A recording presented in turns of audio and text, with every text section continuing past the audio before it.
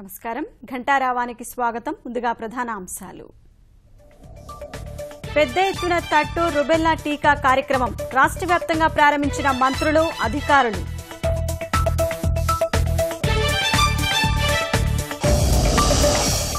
Drugs కేసులో నటుడు నందూను ప్రశ్నిస్తున్న SIT, మాదక ద్రవ్యాల ముఠాలతో సంబంధాలపై ఆరా.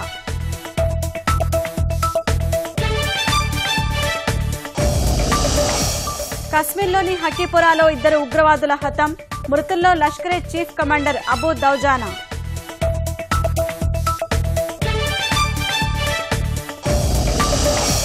గ్యాస్ రాయితీ ఎత్తివేతపై రాజ్యసభలో నిరసన, సభా కార్యకలాపాలకు అంతరాయం.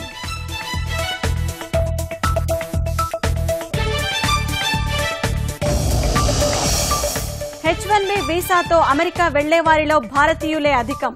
11 ఏళ్లలో 21 లక్షల మంది దరఖాస్తు చేసుకున్నారన్న అగ్రరాజ్యం.